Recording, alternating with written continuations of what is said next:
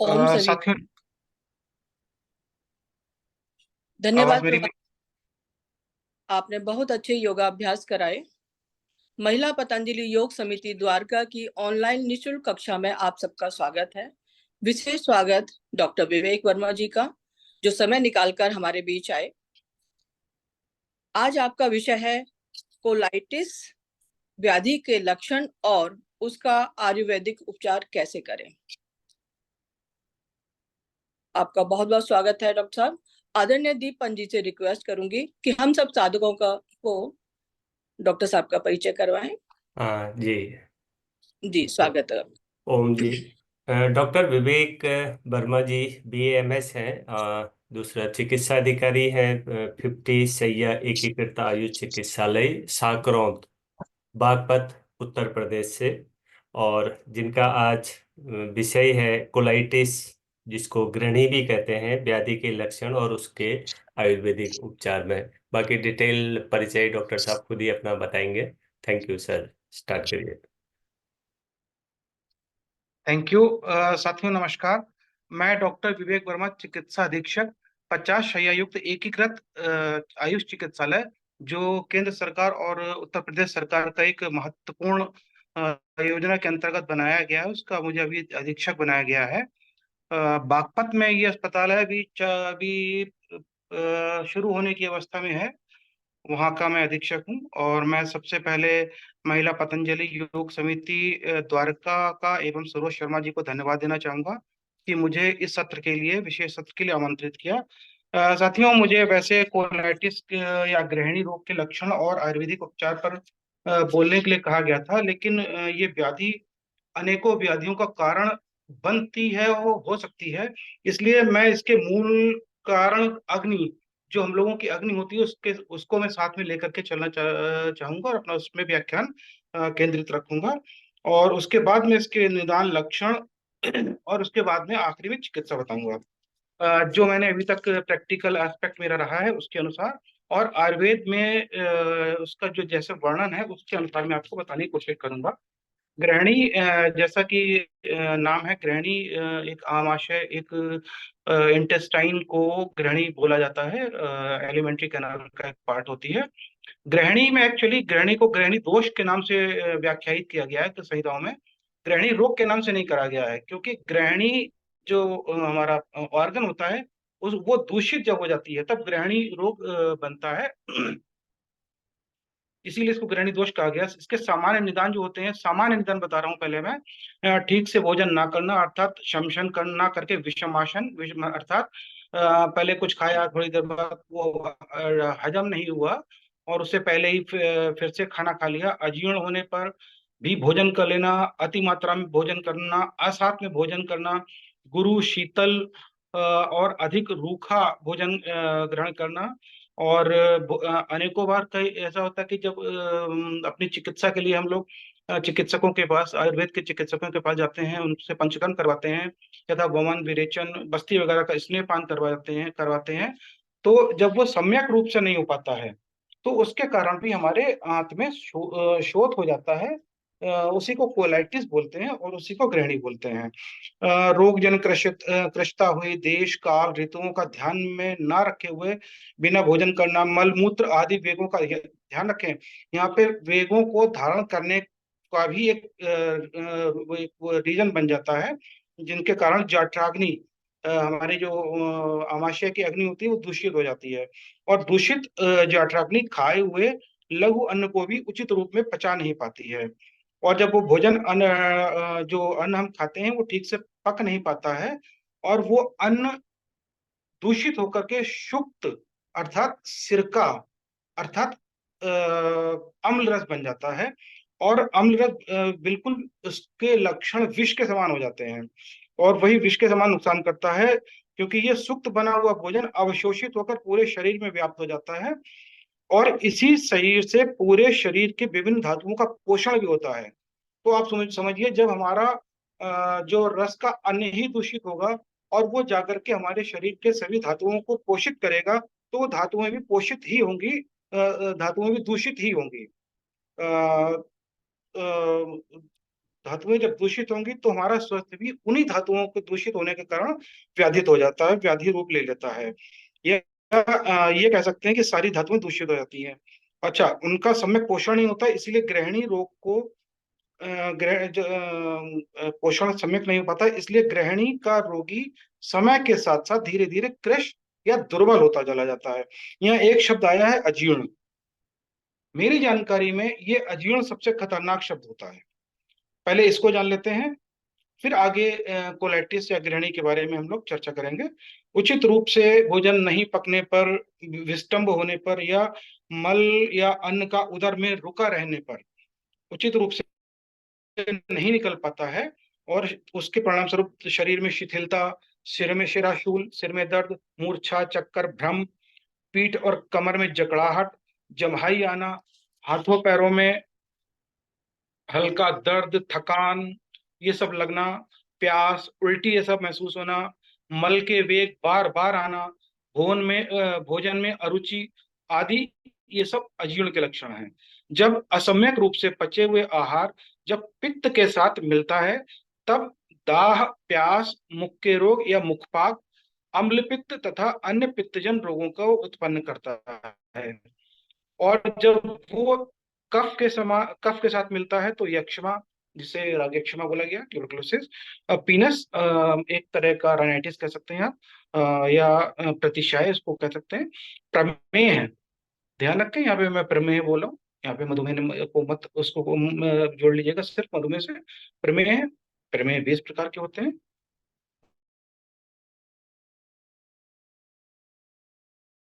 किया जाता है, कफजन्य रोगों की नींव रखता है, और यही अपक अन्य जब वायु से मिलता है तो वायु के अनेक रोगों को जन्म देता है। अच्छा, इसी के साथ में हमने यहाँ पे एक शब्द अभी अभी यहाँ पे देखा था, जाठराग नहीं आया था, तो उसको भी साथ ही में समझते चलते हैं। जन्म से लेकर मृत्यु तक पूरे शरीर में अग्नि का व्यापार होता है। अग्नि जब तक हमारे शरीर में है, सम्यक है, हम स्वस्थ हैं, और अगर हमारे शरीर की अग्नि दूषित हो गई या किसी भी कारण से अग्नि मंद पड़ गई तो हमारा शरीर व्याधित हो जाएगा। चरक संहिता में स्पष्ट वर्णित है, आयुर्वायु वर्ण बलम स्वास्थ्य मुत्साहोपचयो प्रभा ओजस तेजो अग्नयः प्राणश्चोक्ता देहाग्नि हेतु का। अर्थात मनुष्य की आयु, बल, वर्ण, स्वास्थ्य, उत्साह, शरीर की बुद्धि, कांति, ओज, तेज, अग्नियां और प्राण, ये सभी देह की अग्नि पाचकाग्नि से तात्पर्य है कि सम्यक होने पर ही स्थिर होते हैं।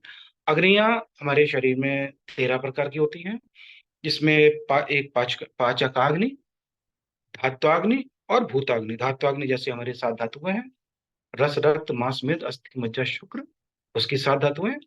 और जो भूताग्नि है वो 5 हैं, आकाश, वायु, अग्नि, जल और पृथ्वी। तो ये 13 प्रकार की अग्नियां होती हैं, और इनमें से मुख्यतः सबसे महत्वपूर्ण जाठराग्नि या पाचकाग्नि को बताया गया है।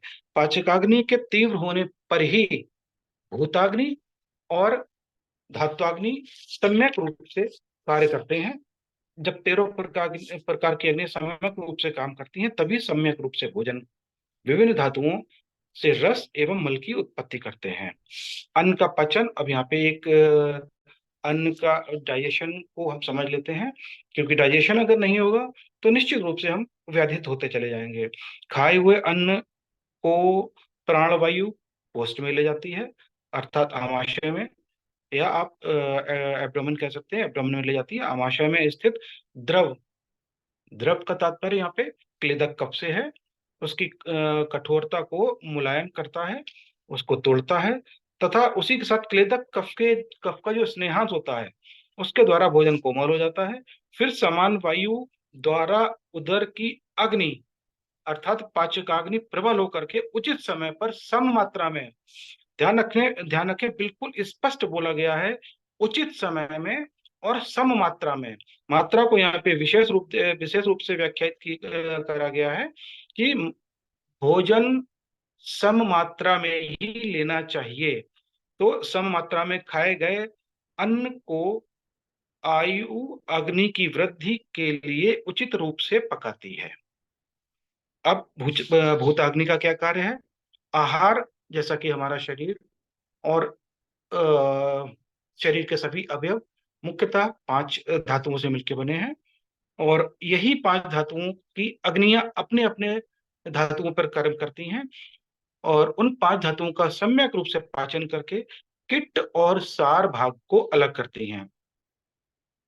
अच्छा, अब अग्नि की तीव्रता होती है, जैसे बहुत से लोग होते हैं कि खाना बहुत जल्दी पच जाता है, और बहुत से लोग होते हैं कि बहुत देर में उनका खाना पचता है और भूख नहीं लगती है। तो उसके आधार पे अग्नि की अवस्था 4 प्रकार की बताई गई है। एक विषमाग्नि। विषमाग्नि में विषम रूप से भोजन को पचता है, कभी जल्दी पक गया, कभी कभी देर से पका। तो उसका कोई सर्टेनिटी नहीं होती है, कोई निश्चित समय नहीं होता, काल नहीं होता है। विषम रूप से पकाती है आहार को, और धातुओं को भी विषम कर देती है। जो हमारी सप्त धातु हैं, रस, रक्त, मांस, मेद, अस्थि, मज्जा, शुक्र, इनको भी विषम कर देती है। मतलब कि इनका जो वृद्धि होती है या क्षय होता है, तो सम्यक रूप से नहीं होता है। दूसरे नंबर पे तीक्ष्णाग्नि आती है। तीक्ष्णाग्नि अल्प भोजन अल्प भोजन करने वाले व्यक्तियों को की धातु को बहुत शीघ्र पचा देती है, तेजी से पचा देती है। मतलब कि बहुत से लोग होते हैं जो थोड़ा सा खाया तुरंत पच गया, या खाया तुरंत पच गया, तो उसकी अग्नि को तीक्ष्ण अग्नि माना जाता है। समाग्नि, ये सम्यक अग्नि है। इनका टाइमिंग एडिक्वेट होता है। आपने सम्यक भोजन लिया, सम्यक समय पे लिया, और आपकी अग्नि अगर सम्यक है, तो आपका भोजन का पाचन बिल्कुल सम्यक रूप से होता है, और उस सम्यक रूप से पाचन होने पर आपका स्वस्थ भी शरीर भी स्वस्थ रहता है। और एक इसी के साथ में चौथे नंबर पे आती है दुर्बल अग्नि। दुर्बल अग्नि सभी प्रकार के हुए खाए हुए भोजन को ठीक से नहीं पचा पाती है, और उसका परिणाम होता है कि शरीर में विदाह विदाह युक्त आहार को ऊर्ध्व पथ से निकालती है। ऊर्ध्व पथ से निकालती है तो वमन होता है, और अधो पथ से निकालती है तो विरेचन हो जाता है। इसी के साथ में गृहिणी का स्वरूप के बारे में थोड़ा सा मैं बता दूं कि मंदाग्नि द्वारा विदग्ध आहार अधोमार्ग अर्थात गुदद्वार द्वारा पक्का या कच्चा मल के रूप में जब प्रवृत्त होता है, तो उस व्याधि को गृहिणी कहते हैं। सामान्य में इसका तात्पर्य ये निकला कि पक्व या अपक्व मल बार बार गुदा मार्ग से बाहर आता है, तो उसको गृहिणी रोग मान लिया जाता है। गृहिणी रोग में अन्न कच्चा निकलता हो या पक्का निकलता हो, उसका पाक हुआ हो या ना हुआ हो, जब भी निकलता है तो वो विदग्ध ही होता है, मतलब कि दाह युक्त होता है। अर्थात मंदाग्नि द्वारा ही गृहिणी रोगों की उत्पत्ति होती है। अब गृहिणी के लक्षणों की मैं चर्चा कर लेता हूँ। गृहिणी के जो सामान्य लक्षण है, गृहिणी भी 4 प्रकार की होती है। सन्निपात, तो इसके विस्तार से अभी थोड़ी देर में चर्चा करेंगे। उससे पहले हम जो सभी गृहिणियों के सामान्य मिले जुले लक्षण थे उसके बारे में पहले मैं बताना चाहूंगा कि गृहिणी में अत्यंत पतला, अधिक बार तथा कभी कभी बंधा हुआ, ध्यान रखें, गृहिणी के रोगी को कभी कभी बंधा हुआ मल पास होता है, कभी कभी क्या बोलेंगे उसको, सर रूप में, अर्थात पतले रूप में मल त्याग होता है।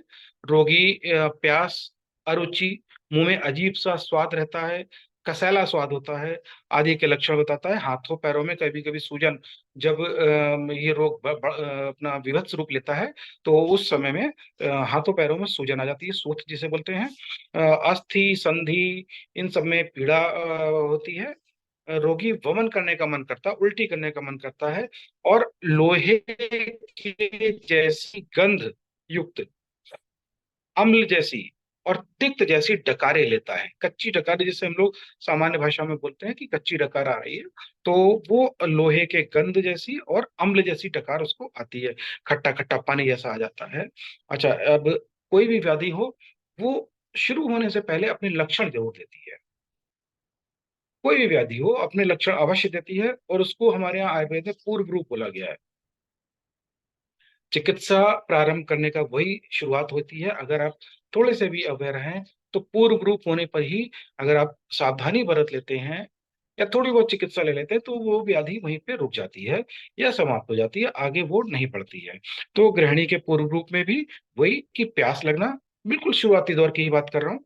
प्यास लगना, आलस से शरीर सुस्त बना रहेगा, आलस आएगा, खाए हुए अन्न में विदा, फिर वही वाली बात है कि अन्न में जलन जैसी होगी, और भोजन देर से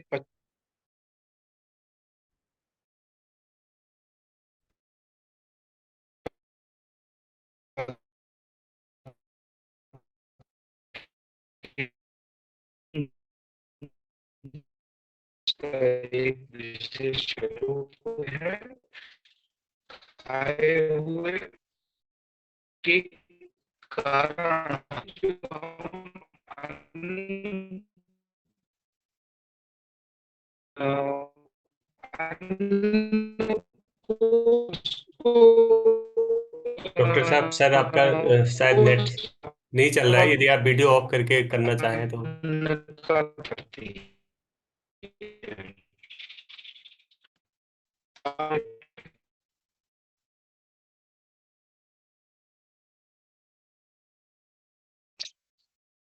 ओके।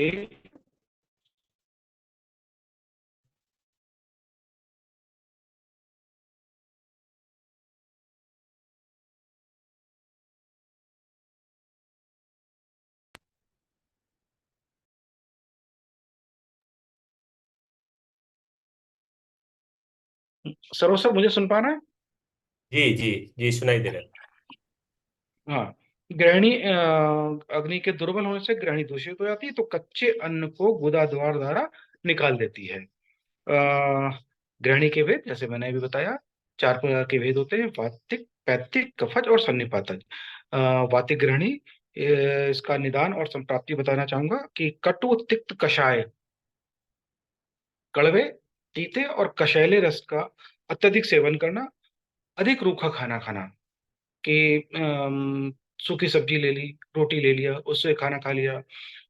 अधिक शीतल खाना, ठंडा खाना खाया, जैसे हमारे यहाँ गर्मी पड़ रही हो, या ताजा खाना ना खा करके उसको रख दिया, बासी खाना खा लिया। और अत्यल्प भोजन करना या भोजन ना करना, मलमूत्र आदि के वेग को धारण करना, रोके रखना। इसके द्वारा जब वायु प्रकोपित होती है तो जठराग्नि को ग्रसित कर लेती है और गृहिणी रोग को उत्पन्न करती है। वातिक गृहिणी के लक्षण में क्या मिलेगा? वातिक गृहिणी के रोगी को भोजन बहुत मुश्किल से पचता है, गला और मुंह सूखता रहता है, आंखों की रोशनी पर भी असर आता है इसका।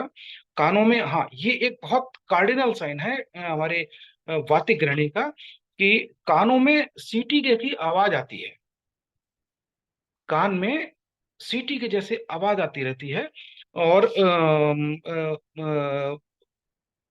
वातिक ग्रहणी के एक और लक्षण मिलता है कि ये जो षड्रस होते हैं, मधुर, अम्ल, लवण, कटु, तिक्त, कषाय, ये सभी रसों के भोजन को ग्रहण करने की मरीज इच्छा बताता है।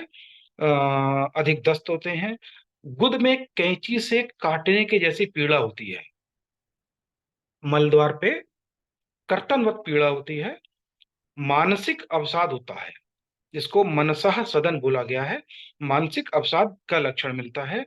भोजन का पाचन काल या भोजन के पच जाने के पश्चात पेट फूलता है, इसका ध्यान रखें।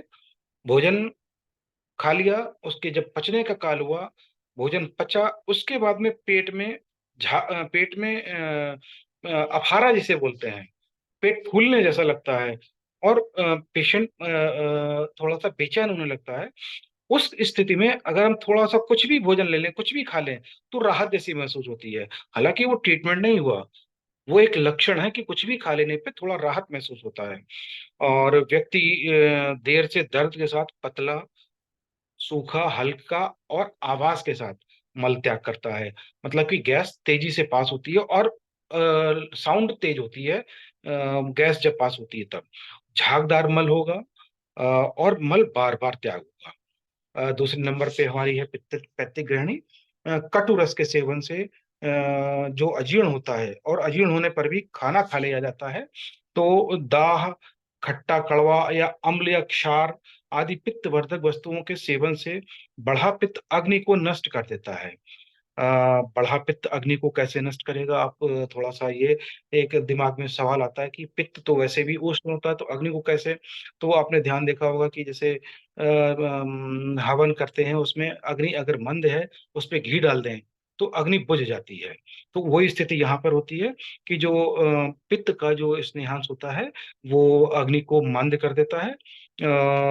इस पैतृक ग्रहणी में मनुष्य का पूरा शरीर का रंग भी पीला पड़ जाता है।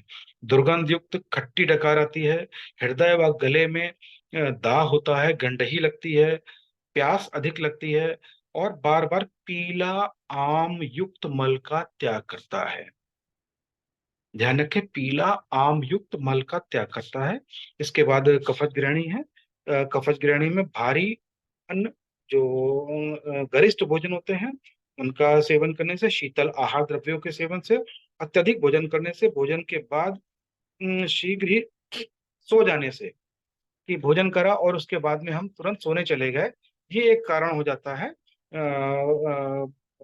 उसके भोजन का भोजन बहुत मुश्किल से पच पाता है, क्योंकि वो जो हमारे निदान होते हैं उनसे प्रकोप पित्त कफ अग्नि को मंद कर देता है। तब उसका मल बड़ी कठिनाई से निकल पाता है। उस व्यक्ति के मुंह से पानी आता रहता है, हर समय पानी छूटता है, उल्टी लगती है, अरुचि होती है, पीड़ित रहता है।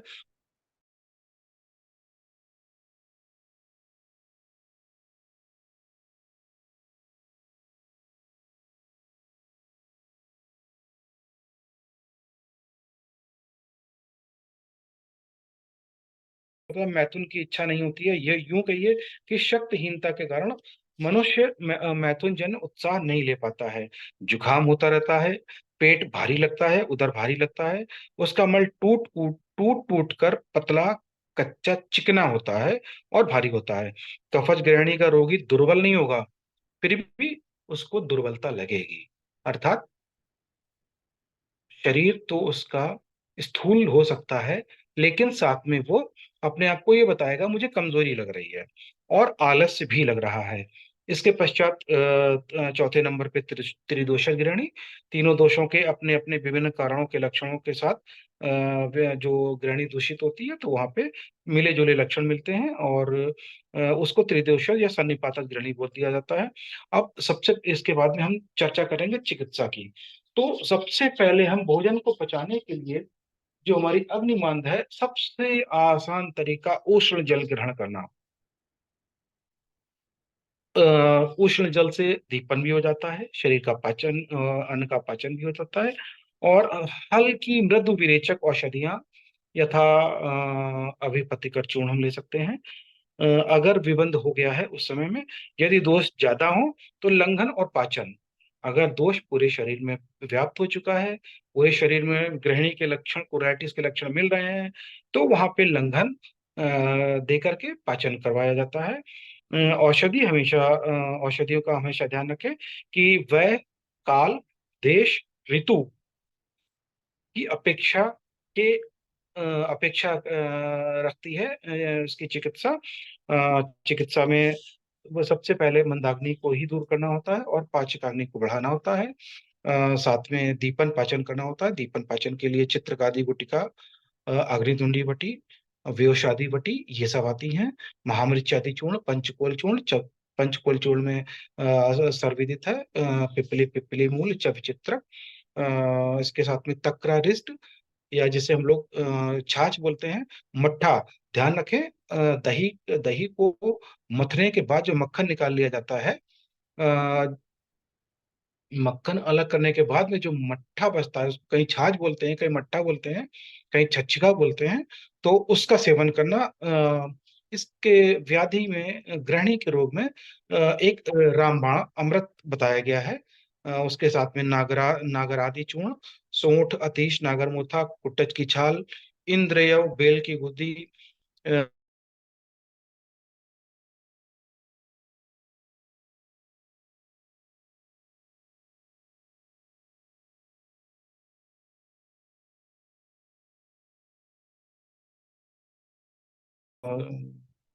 मेथी सोया जो के साथ में जो हम सब्जी इस्तेमाल करते हैं वही होता है। अब रस औषधियों की अगर बात करें तो गृहिणी कपाट रस, गृहिणी शार्दूल रस, काष्ठ औषधियों में कुटज घनवटी, कुटज चूर्ण, कुटजारिष्ट, शतपुष्पा चूर्ण, बिल्वादी चूर्ण, गृहिणी मिहर तैल। और अगर पित्त ज्यादा हो तो यहाँ पे एक ये सबसे अलग चिकित्सा बता रहा हूँ जो मेरा क्लिनिकल ट्रायल है। बहुत बार इसको डिफरेंशियल डायग्नोसिस कभी कभी हम लोग ट्यूबरकुलोस इंटेस्टाइनल ट्यूबरकुलोसिस से बना लेते हैं ग्रहणी को, पैथिक ग्रहणी को। तो उसका डिफरेंशियल डायग्नोसिस को ध्यान में रखते हुए हम पैथिक ग्रहणी को ही ट्रीट करें। अगर हम उसमें इंटेस्टाइनल ट्यूबरकुलोसिस में जाएंगे तो हम उलझ सकते हैं।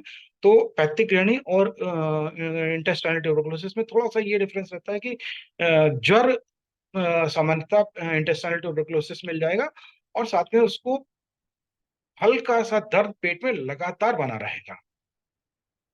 ग्रहणी एपिसोडिक होती है, कभी कभी इसको 15 दिन आराम मिल जाता है, एक हफ्ते आराम मिल जाता है, फिर रिकरेंट होता है, फिर आराम मिल जाता है।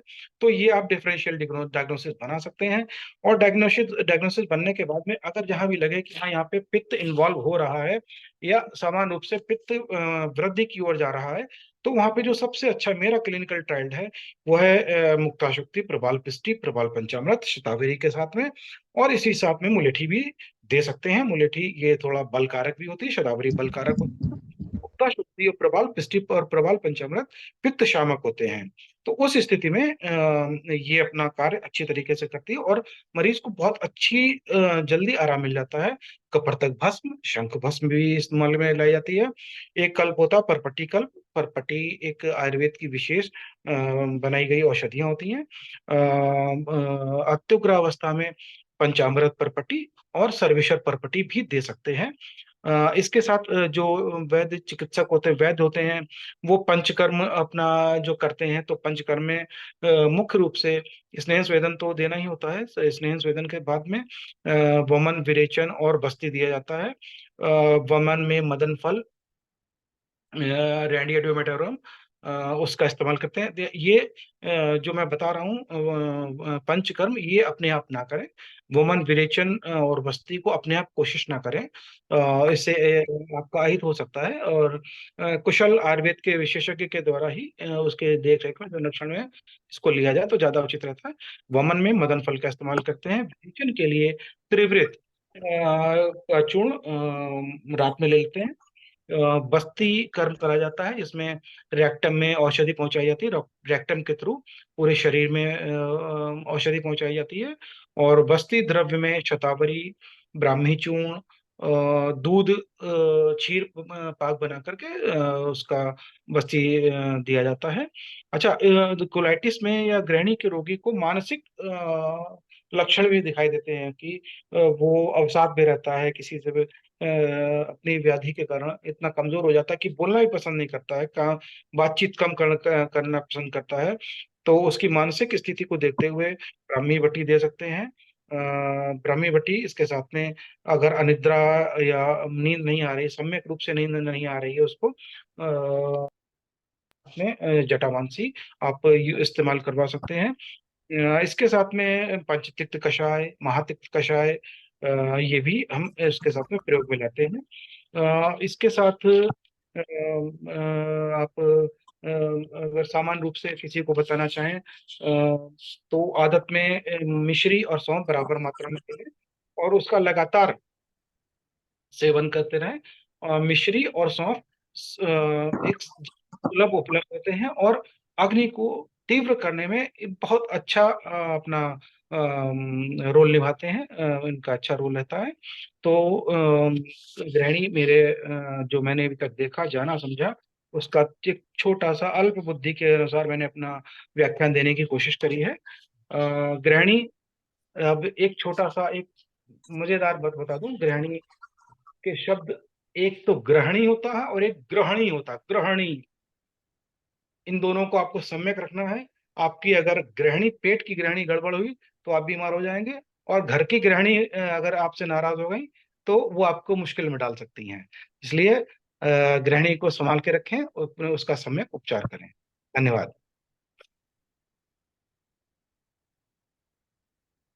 थैंक यू डॉक्टर साहब, बहुत बहुत धन्यवाद। नेट की वजह से थोड़ा सा आपका प्रॉब्लम आ रहा था, अभी आप वीडियो ऑन करके देख लीजिए, आपका यदि नेट में अभी ठीक है तो। और कुछ साधकों के कोई क्वेश्चन हो इससे रिलेटेड तो आप लोग हैंड ठीक रेज है। करिए। हाँ जी, थैंक यू सर। कोई अगर क्वेरी हो, क्वेश्चन हो, पूछ सकते हैं। ये आदरणीय रतन सिंह जी भी हमारे साथ जुड़े हुए हैं। सर आप कुछ कहना चाहते हैं तो माइक शायद आपका ऑन है। हाँ। माइक कौन? मलिक सर, आपका स्वागत है। बहुत लंबे समय के बाद आपसे मिल पा रहे हैं और आपका मार्गदर्शन मिलता है हम योग परिवार को, और आपके माध्यम से ही हम लोग सीख पाए, और बहुत ग्रुपों में और जगह जगह आपने फैलाया, और हमारे एरिया में तो सबसे पहले आपने ही शुरू किया था, तो समय समय पर मार्गदर्शन मिलता रहे। जी मलिक सर, स्वागत है आपका। कुछ आशीष वचन आप दें और बताएं। मेरा सबको प्रणाम। मेरी आवाज आ रही है? जी जी जी सर, आज आ रही है। प्रणाम सर। सरोज जी, मैं क्या कहूँ, मेरे पास शब्द नहीं है जो इसको आप जीवित रख रही हैं। आपकी योग क्लास है, इस सर्दियों में भी उसी स्पीड से, उसी टेम्पो से, उसी ऊर्जा से चल रही है। और मैं पंत साहब का भी जो आपकी और अनिल जी कहाँ हैं? दिखाई नहीं देते बहुत। अ, सर हम लोग अभी भोपाल में हैं, और वो कुछ उनका मीटिंग वगैरह चल रही है, दूसरी रूम में है वो। अच्छा अच्छा, मैं पिछली बार आया था 2 बार, तब भी वो नहीं थे, तो कहीं जी ना उनका, कहीं। जी वो कॉन्फ्रेंसेस वगैरह काफी चल रही हैं आजकल, तो आजकल बिजी है थोड़ा सा।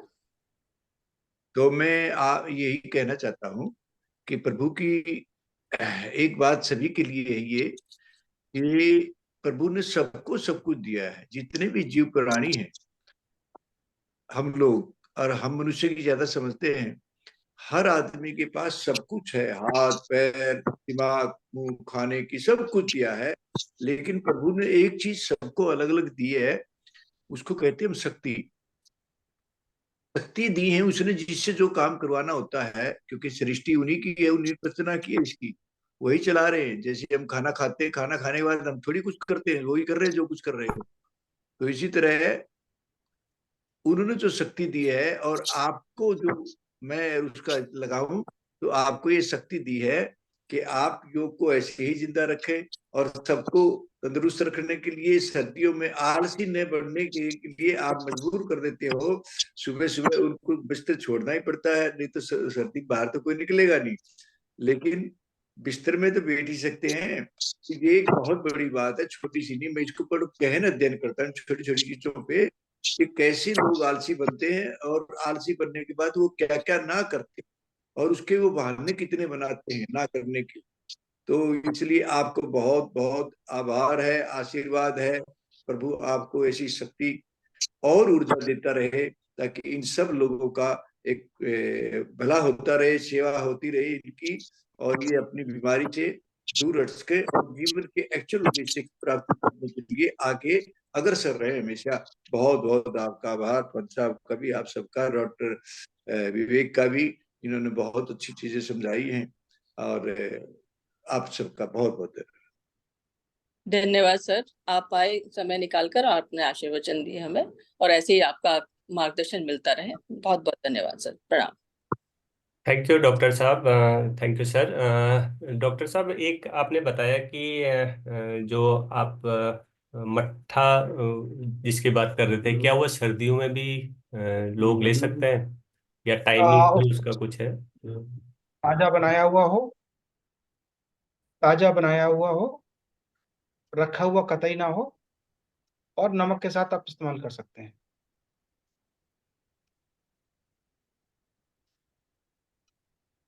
और कोई क्वेरी हो, कोई किसी हाँ, का? डॉक्टर अभी दही बोले तो रोज ले सकते हैं ना? दही नहीं ले सकती हैं।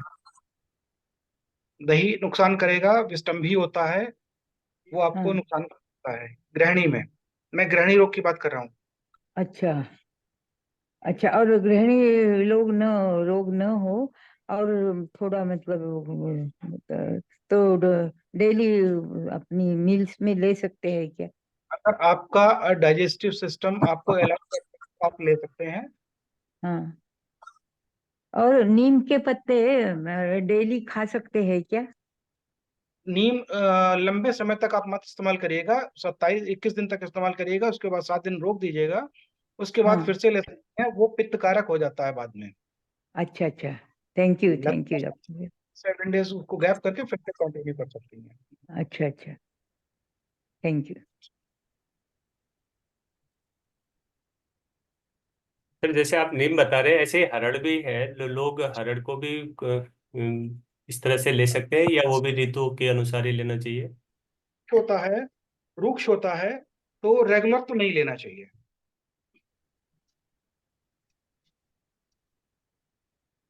जी, जगत सर, जगत पांडे सर। डॉक्टर साहब, आपका आभार है, बहुत अच्छी तरह से आपने पूरे सब्जेक्ट को लिया।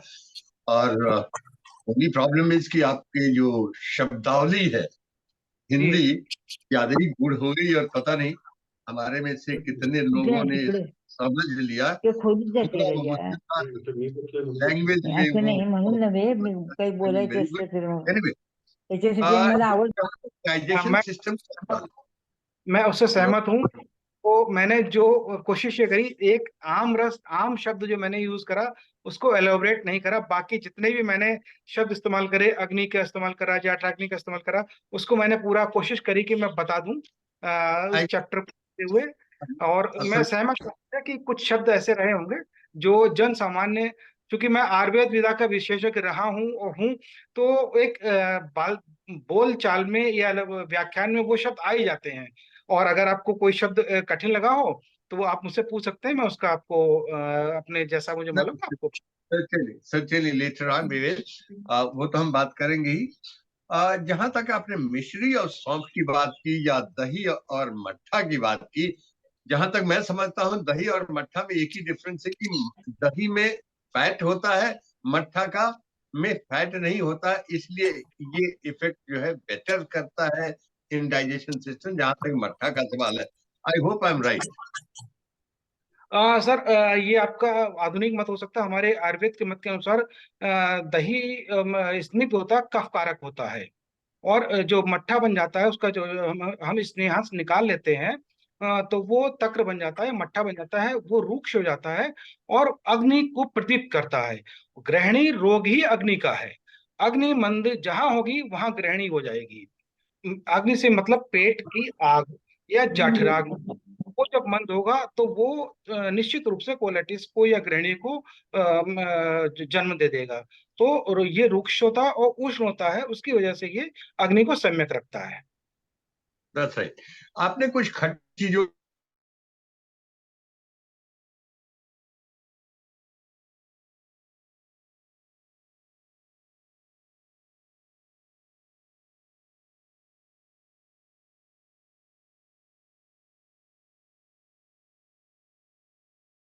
ये सब चीजें उसको गृहिणी को बढ़ाने में मदद करती हैं।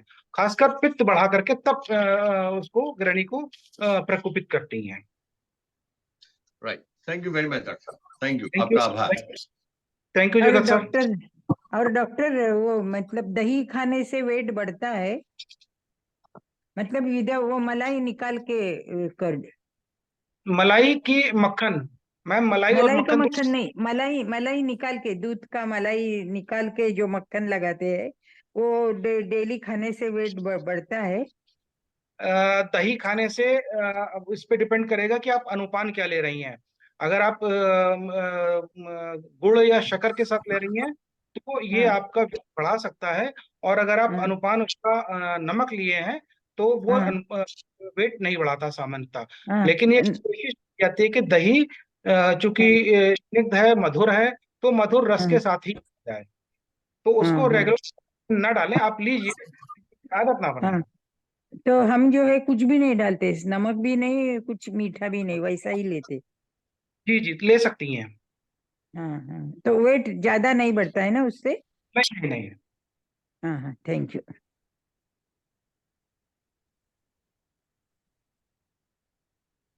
और कोई क्वेरी हो? सर कड़वेपाक के एक पत्ते, कड़वेपाक के पत्ते भी ऐसे ही खा सकते हैं दवा के लिए, मतलब मेडिसिन बोल के। पार्डन मैम, क्या बोला? कड़वेपाक के पत्ते, क्या पूछा? रेखा जी एक बार कड़वेपाक के पत्ते जो होते हैं ना, हम जो हर इसमें डालते हैं सांबार में वगैरह, हाँ तो हाँ, कड़ी पत्ता। मीठी नीम करी पत्ता ले सकती हैं, ले सकती हैं।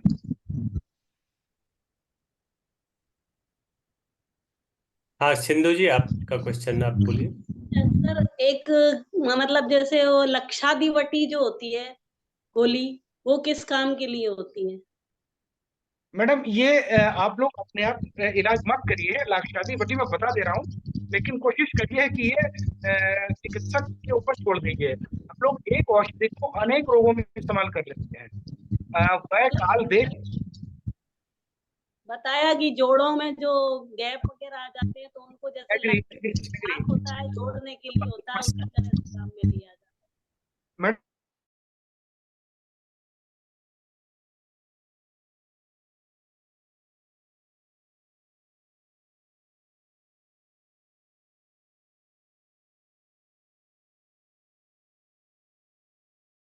होता है, अगर आप उष्ण ऋतु में लिया, ग्रीष्म ऋतु ले लिया, तो हो सकता है आपको नुकसान करता है।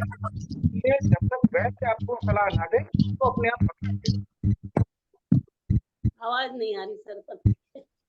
भाई मैं कह रहा हूँ कि हाँ, मेरा ये कहना है कि आपको नहीं बताया है, लाक्षादी सही बात है, जोड़ों के दर्द में काम करता है, लेकिन यहाँ पे सिर्फ जोड़ों।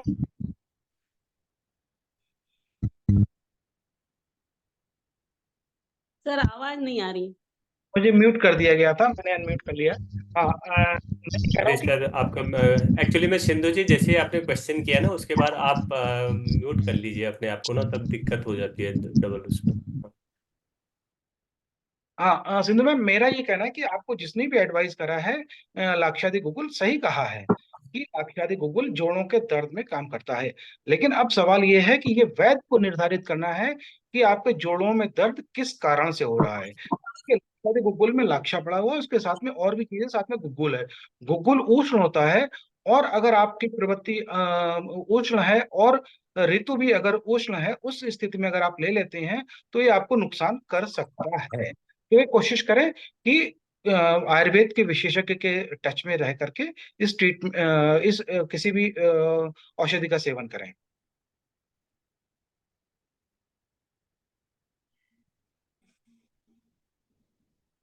थैंक यू सर जी। हो गया हो तो बाइंड अप करें सर, या मेरे ख्याल से किसी का कोई और क्वेश्चन है? आप 1 मिनट। अनूप सर। मैं देख पा रहा हूँ सिंधु मैम है, सुरेश सर हैं, पूजा जी अनूप। हैं, प्रभास हैं, मलिक सर तो हैं ही, गौतम। हाँ अनूप जी बताइए। ये वृद्ध हो जाते हैं, केवल तर्क हो जाएगी, कुछ ऐसी उंगली की ओर पैर चढ़ जाती है और चढ़ते नहीं है, काबली बैठी रही, ये रोग है। मैं सुन नहीं पा रहा, आपकी आवाज बहुत अनूप सर, अपना वीडियो ऑफ करके बोलिए।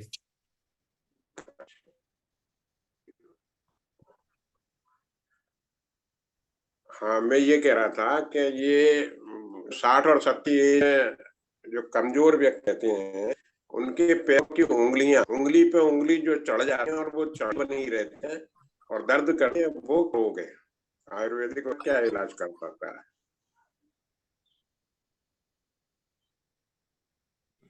मेरा प्रश्न नहीं आया अभी। एक बार जरा फिर से बता दें, उंगलियां चढ़ जाती हैं? हाँ उंगली पे उंगली, ये पैरों की उंगलियां है ना, तो उंगली पे उंगली वो चढ़ी रहती हैं, ठीक है ठीक है उतरती नहीं है, उतारो फिर चढ़ जाती है, तो जी वो क्या बिल्कुल। रोग है ये पूछ रहा हूँ। आयुर्वेदिक में इसका क्या इलाज है? हाँ हाँ, वो एक जो आयुर्वेद के वात के 80 नानात्मक व्याधि हैं उसमें से एक व्याधि होती है। आपका मलत्याग कैसा होता है, मोशन कैसा होता है? वो तो आप ये समझ लो होता तो है, लेकिन जैसा आपने अभी आपने बताया वैसा नहीं है, मतलब फ्रेश वो नहीं जाता, कच्चा पक्का ये सब टाइप के मिलके ही आता है वो, ये मान के चलो आप। मैं ये पूछना चाह रहा हूँ कि रोज आपका मलत्याग सम्यक रूप से होता है, डेली जाते हैं? नहीं होता तो डेली है, सुबह ठीक डेली है, जाते हैं। आप सिर्फ इतना कर लीजिएगा, 1 गिलास दूध में 1 चम्मच एरंड तेल डाल के शाम को पी लीजिएगा 1 हफ्ता। कौन सा तेल सर? Castor oil. तेल का नाम है? Castor oil. कैस्टर ऑयल, जी सर, आप उसको ले सकते हैं। एक कैस्टर गिलास, ऑयल। 1 चम्मच दूध डाल के 1 हफ्ता तक ले लीजिएगा, और जो आपकी मांसपेशी चढ़ जाती है, उंगली चढ़ जाती है, उस पर आराम मिल जाएगा आपको। और एक अभ्यंग सप्ताह कर, लेना दूध में डाल के? जी जी। और अगर शरीर में अगर रुक्षता है तो अभ्यंग जरूर कर लें, मालिश जरूर कर लें।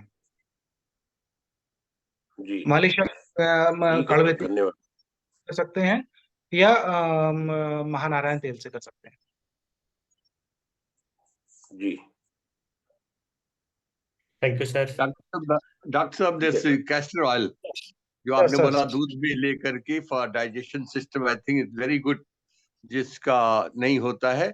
But is it good for मालिशिंग? आपने बोला मालिश भी कर सकते हैं इससे जी, जॉइंट पेन के लिए, yes definitely, for joint pain? Yes definitely, for joint pain, yes I am repeating you. अच्छा अच्छा, जी, ओके, लेकिन थैंक यू वेरी थोड़ा, much. Welcome sir. Thank you. Thank you. अब थैंक यू दीपन सर कि जी, मुझे एक हाँ, मौका। मैं क्लास को समापन करने से पहले शांति पाठ कर लेते हैं। बहुत बहुत धन्यवाद सर आपका, काफी अच्छी हाँ आपने सर, ज्ञानवर्धक अभी जानकारी दी। एक ही क्वेश्चन। रेखा जी, आपका क्वेश्चन फिर बाद में हो हाँ, एक जाएगा। ही। अभी अच्छा आपको ऑफ करना अच्छा, होगा। Okay, thank you. हाँ, सभी लोग कमर गर्दन सीधी करें, शांति पाठ करेंगे। आप सभी लोग अपना माइक बंद कर ले प्लीज। गहरा लंबा सांस भरें, दीर्घ ओम का उच्चारण करेंगे। ओ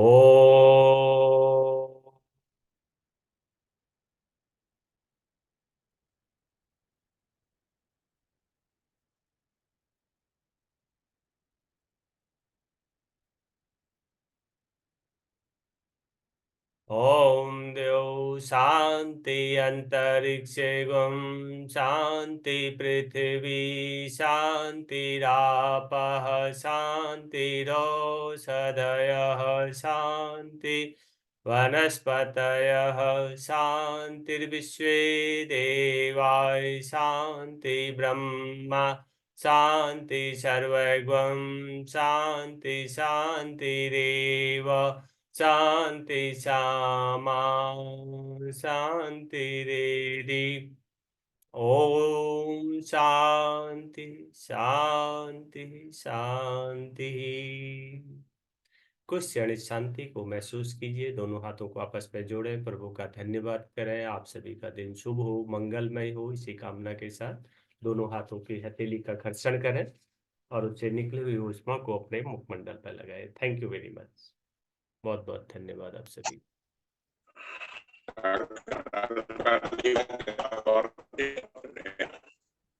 दीपन जी, रिकॉर्डिंग